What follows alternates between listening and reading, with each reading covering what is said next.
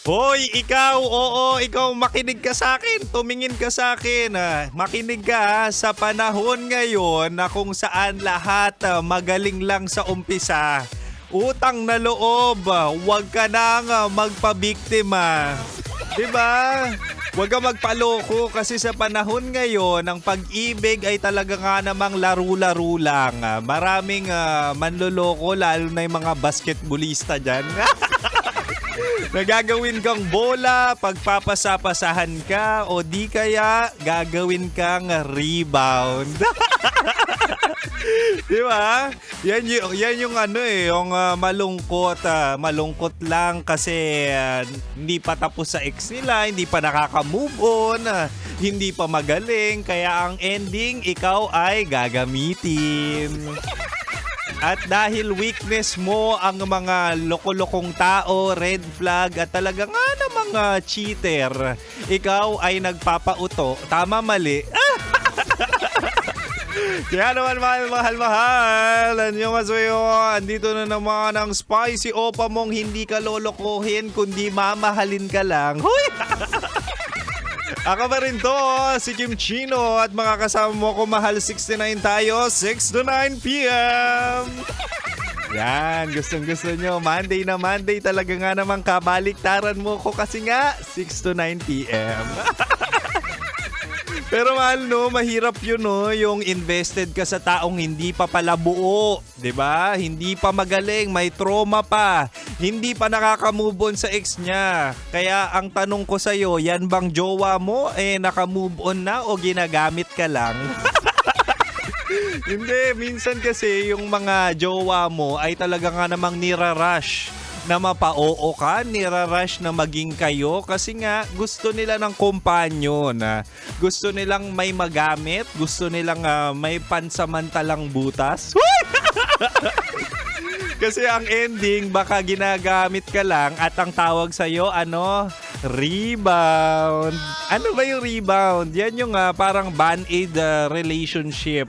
Ginagamit mo yung taong bilang pangpahilom, distraction o panakip sa sugat na hindi pa naman gumagaling. Ikaw ba ay pasok doon? Sige, tignan natin kasi tonight sa ating Chinitox, usapang pag-ibig mula sa chinito ng buhay mo.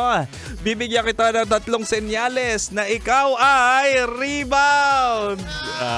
Ito na mahal. Una, rebound ka lang kapag ang jowa mo o kalandian mo ay walang emosyon. Ito na yung sinasabi kong andyan siya pero hindi mo ramdam. Andyan siya pero parang hindi genuine. Andyan siya pero parang napipilitan lang. Diba?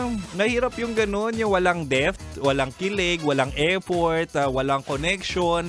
Ang meron lang kayo label. May label nga kayo pero hindi mo naman ramdam na parang may partner ka sa buhay. Diba? Di sana nagsariling sikap ka na lang. Kaya naman ng kamay-kamay, di ba? Kamay-kamay. Bakit? Kailangan mo nang mag-open ng pinto. Kaya naman ng kamay. Yun yung sinasabi ko, kaya ng sariling sikap. Kasi ang ending niyan, ginagamit ka lang by presence. Pwedeng ginagamit ka lang para pagselosin yung ex niya, di ba? Kung hindi mo nararamdaman na may jowa ka, edi sana nagjowa ka na lang ng multo. Alam mo mahal, mapapansin mo naman yan sa tao kung sincere sa'yo, kung merong care, kung merong pagmamahal. Kaya kung nararamdaman mo na para bang ginagamit ka lang at panakipbutas ka lang o band-aid ka lang o nire-rebound ka nga, utang na loob, umalis-alis ka na ha? Una pa lang yan at para bang sapul na sapul ka. Anyway, batiin muna natin yung poging Grab driver na nasakyan ko, si Brian Paul Tupas Duque, na loyal sa isang babae, isang dosena. Anyway, mahal, hanggang 9 p.m. mo pa makakasama si Kim Chino. Meron pa akong 2 bala dito para magkaalaman na kung rebound ka talaga sa relasyon nyo. Kaya mahal, manatiling nakatutok dito lang sa 90.7 Love Radio. Kailangan pa bang i-memorize yan? Basic. Metro's number one. Metro's number